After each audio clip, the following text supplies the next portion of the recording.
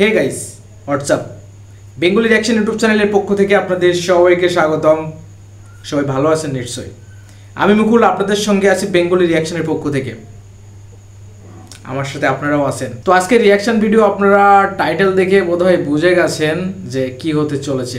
Yes, বাংলাদেশের superstar, versatile actor, good looking, most handsome Afran Nisho ভাইয়ের একা যে ওয়েব সিরিজটা আসছে শুনেছি অনেক জনপ্রিয় হতে চলেছে। তো একার ট্রেলার নিয়ে আজকে রিয়াকশন ভিডিও। তো বেশি কথা বলবো না, চ্যানেলে নতুন হয়ে থাকলে চ্যানেলকে সাবস্ক্রাইব করবেন। আফরান নিশো ভাইকে আপনাদের কেমন লাগে কমেন্ট করে জানাবেন। বেশি কথা বলবো না, সরাসরি ভিডিওতে চলে যাব। Let's go. সময়টা ৯৮-৯৯ এর দিকে আকা একে একে অপরাধীদের খুন করছিল, কিন্তু হঠাৎ কি হলো জানি না, আকা হুট করে গায়েব হয়ে যায়। আমার নাম আবুল কালাম আজাদ। আমার স্বপ্ন হচ্ছে আমি একজন রকস্টার হব। এই বয়সটা স্বপ্ন দেখার বয়স না। তোমার যদি উতানি করানো লাগে তাহলে ইতান করতে এসে আমার ব্যাপারটা লাল বাতি জ্বালানোর তো কোনো মানে হয় না। লুক ভাই আসছে বলে কবিতা কথা।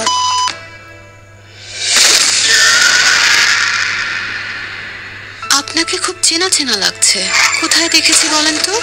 মানুষের দেহ মরে কিন্তু প্রেম মরে না। ও আপনি কবি নাকি? ভাই হোয়াট এ ডায়লগ ভাই, মানুষের দেহ মরে কিন্তু প্রেম মরে না। ও গড, আগুন আগুন, নিশো ভাই পুরো আগুন। আর ডায়লগ ডেলিভারি, এক ডায়লগেই তো মন কেড়ে নিল ভাই। বেশি কথা বলবো না, এক লাইনে 10 পৃষ্ঠা লেখা যাবে। মানুষের দেহ মরে কিন্তু প্রেম মরে না। কন্টিনিউ করি। একটা শিল্প মেরে ফেলার ক্ষমতা সৃষ্টি করার ক্ষমতার চাইতেও কোনো অংশে কম না। আরে তুই তো ওই বোধাই গায়কটা। আজকাল আমি মানুষ রূপে পশু দেখি কেন? ও জাগুয়ার আছে নাকি? কি দেখলাম, ভুল দেখলাম হয়তো। তাহলে কি আকা ফিরে এসেছে? দেশে যে 4 অবস্থা, সেপ্টেম্বর। কোনো কারণে যদি আকা ফিরে আসে মন্দ হয় না। ইউ আর ডিলিং তবে উইথ দ্য গাই। কিছুটা মনে হচ্ছে হরর কাহিনী কিছুটা হবে বলে মনে হচ্ছে। সবটা না কিন্তু মনে হলো, আজ আমাদের ট্রেলারে তো আসলে সবটা বোঝা যায় না যতক্ষণ পর্যন্ত ওই সিরিজটা আসবে। আইনের ভাবনার চেয়ে জনগণের ভাবনাই ও হোয়াট এ লুক ব্রো। নিচে ভাই চেয়ারটাই পুরো একটা অন্য থাকে, যে কোনো ক্যারেক্টারই ওনার মানায়। ব্যাপারটা কি শুধু অভিনয়ের দিক থেকে না, রূপান্তরিত হচ্ছে। যেমন আপনি যদি বডি বানান বডি আপনার হবে, কিন্তু ঋত্বিক রোশনের যে স্ট্রাকচার ঠিক আপনার নিচের হেডটাও কিন্তু ওরকম একটা ব্যাপার। ভয় নেই। মাল্টি ভাই মাল্টি, তোমাদের মাঝে love you man, big fan ভাই। Who's next? অ্যাক্টিং স্কিল ভাই, আয়নায় যেটা করলো ভাই, এই আর্টগুলো দিতে গেলেও একজন অভিনেতার কতটা ডেডিকেশন থাকা লাগে। চুলটা একটু ঠিক করে নিই তারপরে বলি। আফরান নিশো ভাইয়ের ফ্যান বলে কথা তো যাই হোক, ট্রেলার কেমন দেখলেন আপনারা কমেন্ট করে জানাবেন।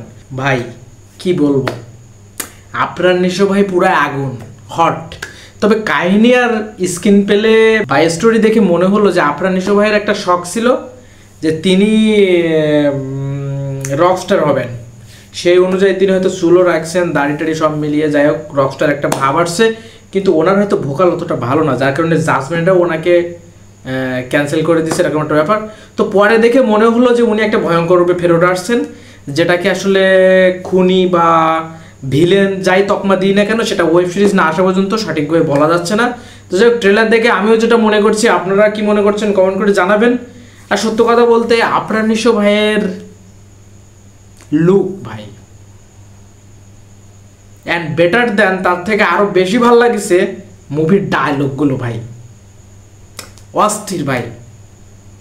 এক কথায় আমি বলবো ব্লকবাস্টার একটা ওয়েব সিরিজ আসতে চলেছে ভাই। আফরান নিশোকে আপনি পছন্দ করেন আর না করেন ভাই, ওনার অ্যাক্টিং স্কিলকে তো আপনাকে মানতেই হবে যে উনি ভার্সেটাইল অ্যাক্টর।